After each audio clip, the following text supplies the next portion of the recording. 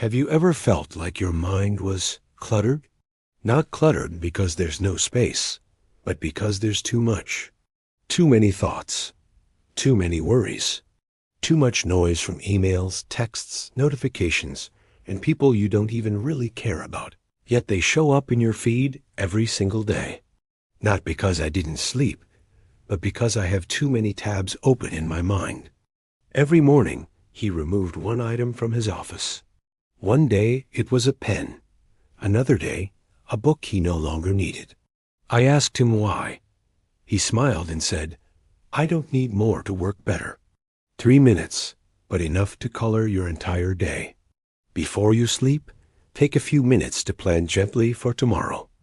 No need to get rigid. Just ask yourself, what's the one most important thing I want to get done? What am I grateful for today? How do I want tomorrow to feel? Write it down. Or just reflect quietly. It's like clearing a path so that when morning comes, you're not wandering in a fog. You're already halfway there.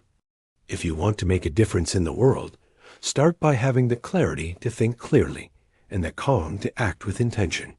The world is noisy enough. Give yourself the gift of quiet. Declutter not just to feel tidy, but to live with clarity, with purpose, and with peace. You deserve that kind of life. If any of this speaks to you, start small today. Remove one thing. Just one. And come back in a week to tell me what shifted. I'll be here, always ready to listen. One of the biggest projects I took on was decluttering my feed. I unfollowed everyone except for those who inspired me, motivated me, or made me laugh. My anxiety lifted, my creativity sparked, and I found myself reaching out for my phone far less during the day. I need less but better, and he was absolutely right. Removing one thing a day. It sounds small, even silly, but it teaches you something profound. Letting go. Letting go of what no longer serves you. Letting go of what takes up space, but adds no value. You can start simple. An old shirt, a useless app, or even a goal you've been chasing only because everyone else seems to. But it's not just about stuff. Your mind also needs a good cleanup, and I don't know which one to close first. I paused for a moment, then gently asked, if you could let go of just one thing each day, how would your life begin to change? Decluttering isn't just about your physical space. It's a mental practice, a mindset. I truly believe when your outer space becomes clearer, your inner world follows. I remember a young woman 28 years old who once said to me, "I wake up already feeling tired." There's a business owner I once knew who had a peculiar habit. We dug a little deeper and realized she was following over 300 people on social media. Many of them made her feel ... worse about herself. We decided to try something simple. Unfollow one person per week. Just one. Someone negative. Someone whose voice no longer aligned with who she was becoming. A few weeks later, she came back and said, "I can believe how much lighter I feel just from cleaning up my feed."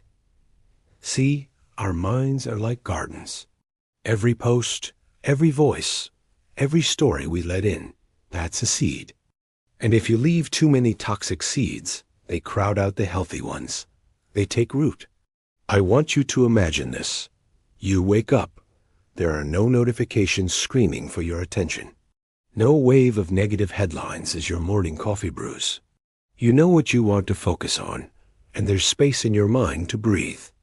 That's not a dream. That's a choice. One you can start making by simply removing one digital distraction a week. Maybe it's turning off email alerts over the weekend. Maybe it's uninstalling that app you use only when you're bored.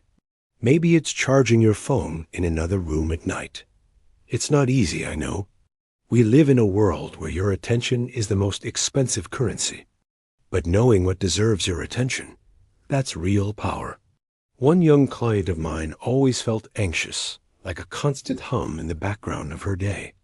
I once read a study that said, just 3 minutes of negative news in the morning can make you 27% more likely to have a bad day. Here is something I always share with my clients. A new day starts the night before. Here is the truth I want to leave you with. Remove what doesn't matter, so you can focus on what truly does.